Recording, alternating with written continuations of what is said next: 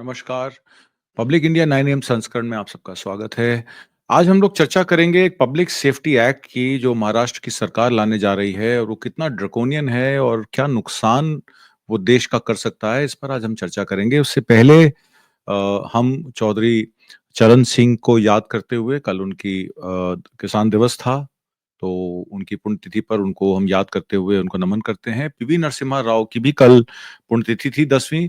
91 में मनमोहन सिंह को finance minister बना के देश के आर्थिक व्यवस्था को ठीक करने के लिए जो पहल पीवी नरसिम्हा राव ने की, उसका रिजल्ट जो है वो आज हम देश की तीसरी बड़ी अर्थव्यवस्था बनने जा रहे हैं और पांचवी बड़ी अर्थव्यवस्था बन चुके हैं।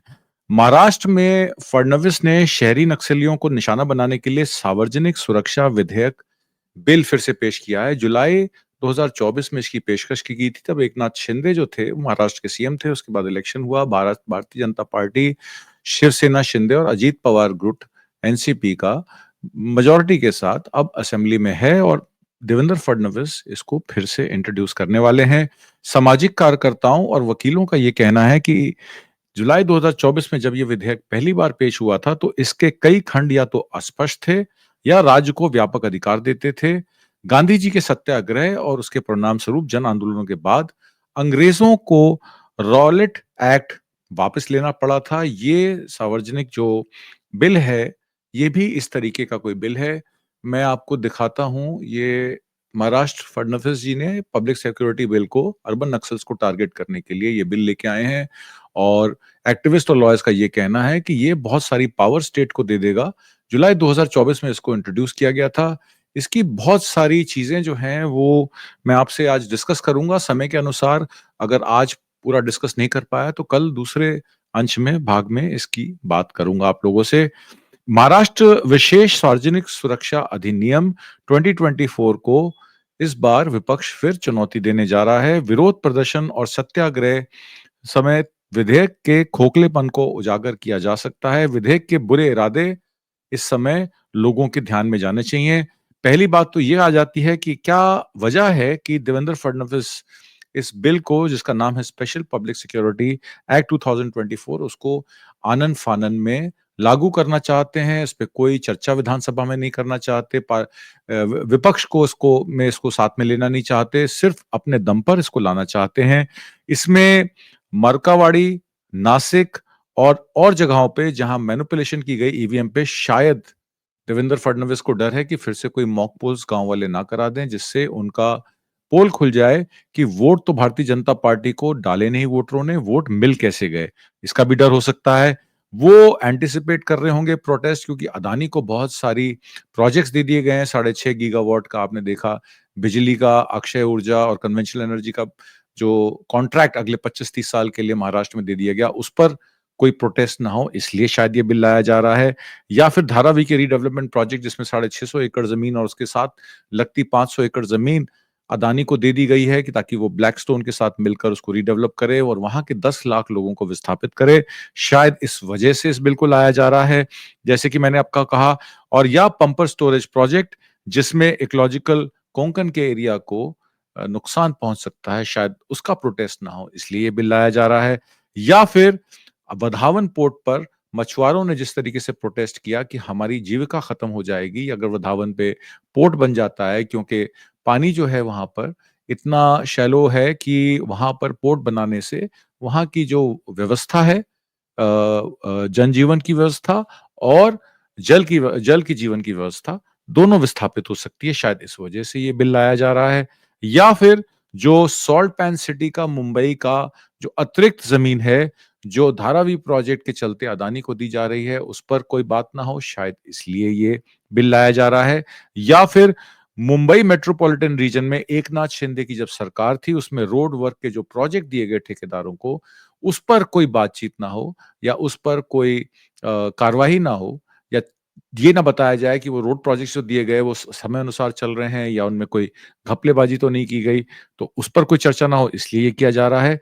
या फिर वो 5,000 करोड़ का बीकेसी का जमीन, और या फिर वो 4,000 करोड़ की बुलेट ट्रेन प्रोजेक्ट जो एकनाथ शिंदे सरकार के समय थी, जिसमें एक भी पैसा गवर्नमेंट ऑफ इंडिया से नहीं मिल रहा है, जिसमें सिविल सोसाइटी या देश के नागरिक सरकार से सवाल ना करें, शायद इसलिए ये बिल लाया जा रहा है, या फिर करप्शन जो है 65,000 करोड़ की समृद्ध महामार्ग जो योजना थी कंस्ट्रक्शन की, जिसमें आपको याद होगा भारतमाला प्रोजेक्ट में पूरे भारत में, और समृद्ध महामार्ग प्रोजेक्ट जो महाराष्ट्र में लाया गया था, जिसमें सिटीजन्स और सिविल सोसाइटी की ऑर्गेनाइजेशंस सवाल ना पूछ सकें, शायद इसलिए ये पब्लिक सेफ्टी बिल की कवायद देवेंद्र फडणवीस की सरकार कर रही है।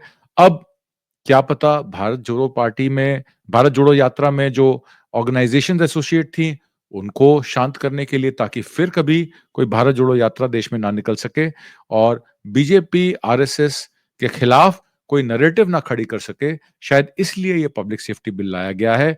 पर बीजेपी और आरएसएस को जो डर है, वो ये है कि कहीं अदानी प्रेम के चलते, मोदी और अदानी के रिश्तों के चलते, कहीं लोग सड़क पे ना उतर जाएँ, कहीं सिविल सोसाइटी के लोग जो हैं वो सवाल ना पूछने लगे सरकार से, और कहीं फिर से कोई डिफेक्शन शिवसेना और एनसीपी में दोबारा ना हो जाए।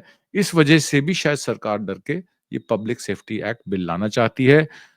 माना तो ये जा सकता है कि भारतीय जनता पार्टी कांग्रेस नहीं है, क्योंकि कांग्रेस के समय 2013 में इंडिया अगेंस्ट करप्शन में अरविंद केजरीवाल और आपके अन्ना हजारे, और जब लोगों ने मिलकर वहां पर प्रोटेस्ट किया, सरकार के खिलाफ अभियोग के मामले दर्ज कराने की बात की, जिसमें 2G 3G स्कैम, और जिसमें सीएजी की रिपोर्ट विनोद राय की आई थी, जिसमें उन्होंने कहा था कि स्पेक्ट्रम में घोटाला हुआ है, कोयले के जो आपने खाने हैं उनको देने में प्राइवेट पार्टीज को घोटाला हुआ है।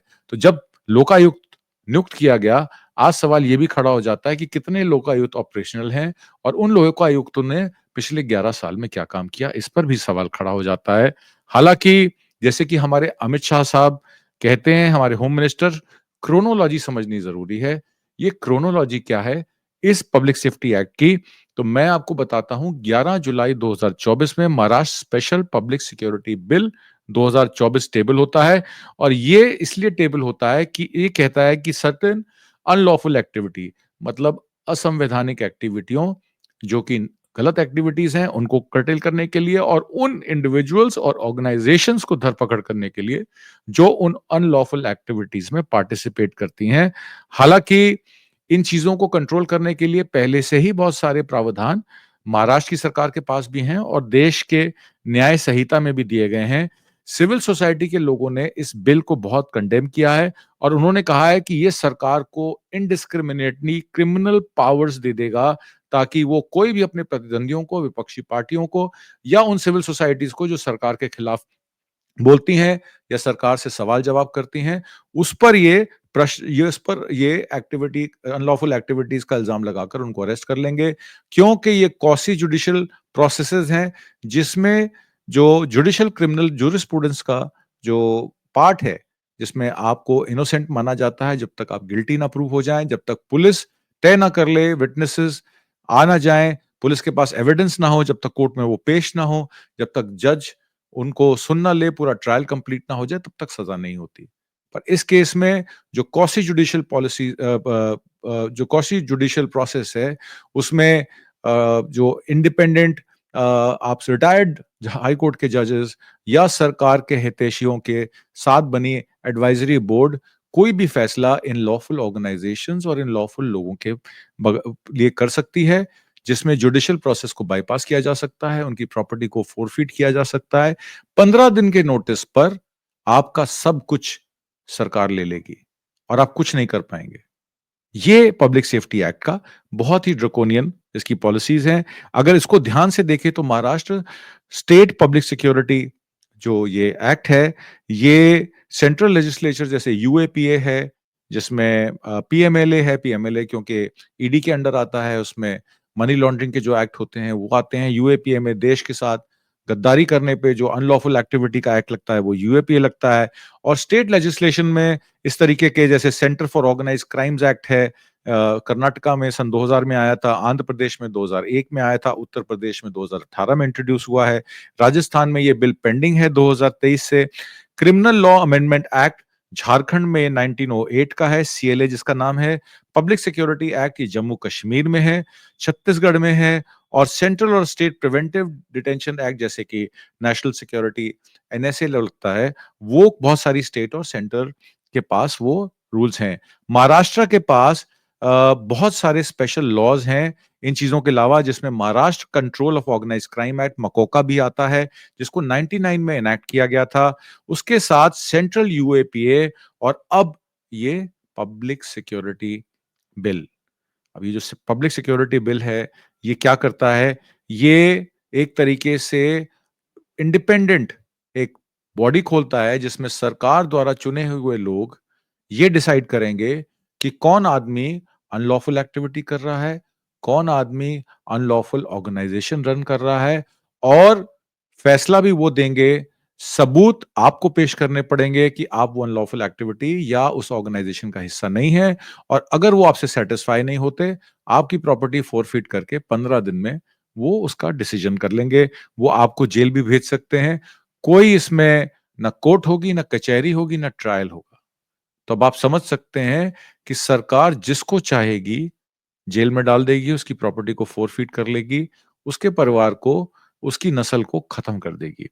ये जो मैंने आपको चीजें बताई हैं, ये बहुत क्रिटिकल हैं ये समझने के लिए कि लीगल लैंडस्केप में ये पब्लिक सिक्योरिटी बिल जो है वो बहुत ही खतरनाक है। और ये एसोसिएशन को, मतलब दो लोगों की एसोसिएशन या चार लोगों का जमावड़ा, उसको क्रिमिनलाइज करता है। जैसे कि आपने देखा सेक्शन 144 में पहले जो सीआरपीसी में अनलॉफुल एक्टिविटी के लिए ये कह दिया जाता था कि चार लोग जमा होंगे तो धारा 144 लग जाएगी। बीएनएस में भी इसके प्रावधान है। पर अगर आप किसी ऑर्गेनाइजेशन से इनडायरेक्टली या डायरेक्टली एसोसिएटेड हैं और वो अनलॉफुल ऑर्गेनाइजेशन घोषित हो जाती है, तो गाज आप पर भी गिर सकती है। इसलिए संभल के रहिएगा कि ये डेफिनेशन ऑफ ऑफेंसेस बहुत ही वेग हैं, बेल कंडीशंस इसमें बहुत स्ट्रिंजेंट हैं, इन्वेस्टिगेशन पावर जो है वो सरकार के पास है, और एक्विटल तो मुश्किल ही है क्योंकि ट्रायल तो हो ही नहीं रहा है।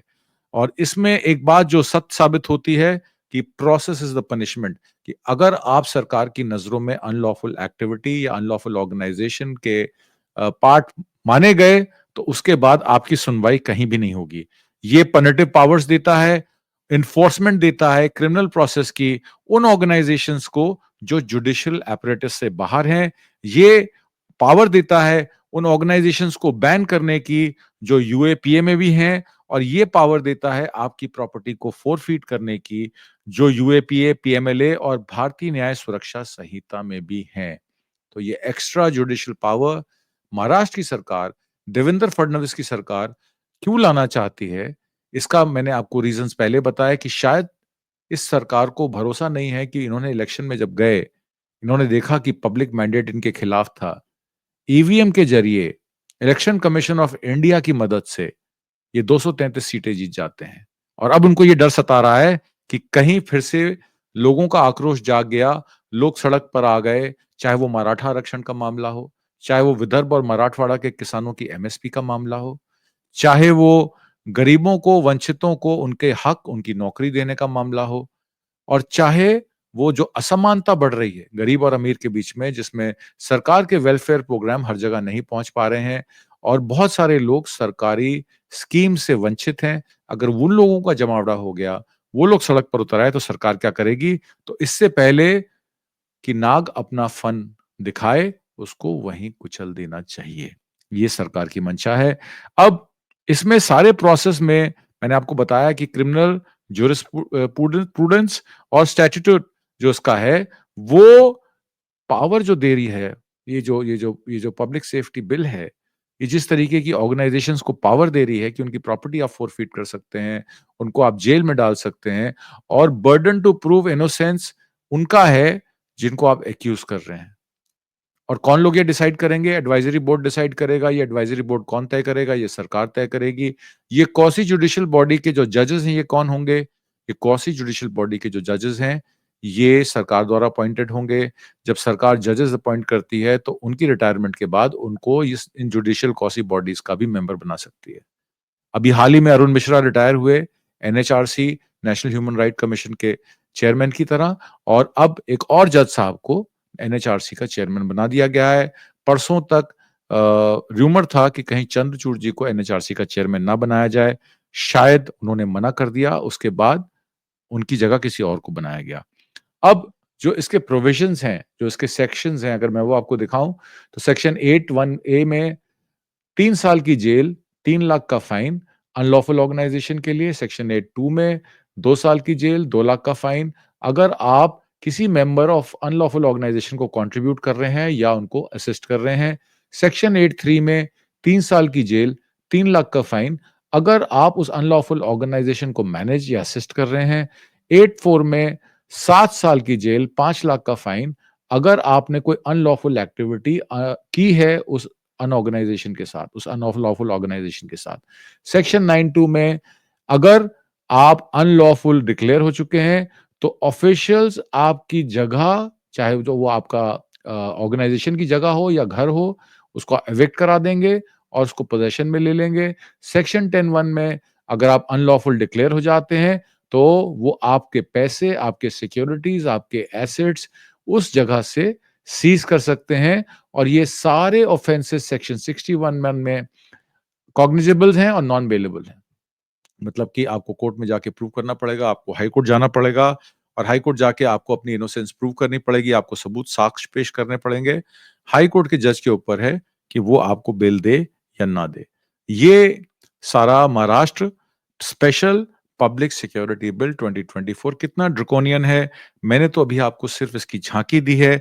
अगर मैं इसकी डिटेल्स में जाऊंगा, आपको सारा क्रिमिनल प्रोसेस बताऊंगा, आपको ये बताऊंगा किस तरीके से पावर टू बैन ऑर्गेनाइजेशन को मिसयूज किया जा सकता है, किस तरीके से पावर टू फॉरफीट प्रॉपर्टी को मिसयूज किया जा सकता है, तो आपके भी रोंगटे खड़े हो जाएंगे। तो बड़ा सीरियस मामला है ये।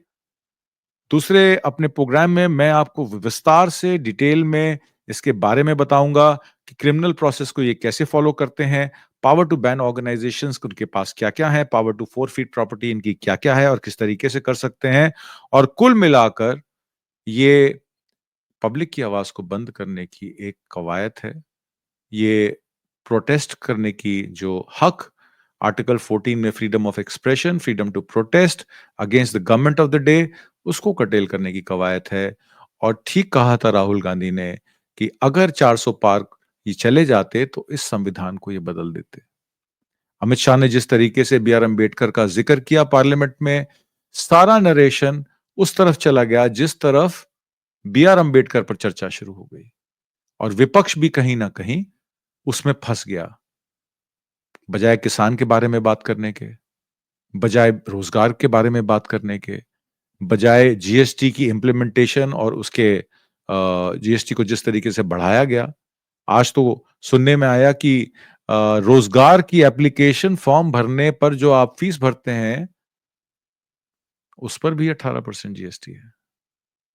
तो देश तरक्की कर रहा है, मोदी जी हॉट सीट पर हैं। देखिए अभी क्या-क्या नज़ारे देखने को मिलते हैं। कल फिर इसी समय मैं इसी सब्जेक्ट में आपको आगे इसके क्रिमिनल प्रोसेस के जो प्रोसीजर्स हैं, इसके जो ड्रकोनियन लॉज़ हैं, चाहे वो ऑर्गेनाइजेशन के खिलाफ है, चाहे वो लोगों के खिलाफ है, वो लेकर हाज़िर होऊँगा। उम्मीद करता हूँ आपको आज का प्रोग्राम अच्छा लगा होगा और आप कमेंट बॉक्स में लिख सकते हैं, हमें सजेशन दे सकते हैं कि किस तरीके से हम आपको और अपना प्रोग्राम बेहतर कर सकते हैं और कोई इन्फॉर्मेशन अगर आप चाहें हमसे, तो वो भी आप कमेंट बॉक्स में लिख सकते हैं। हम कोशिश करेंगे आपकी रिक्वेस्ट को एड्रेस करने की। अब मुझे आज्ञा दीजिए, आपका दिन शुभ हो। बहुत-बहुत नमस्कार, धन्यवाद, शुक्रिया।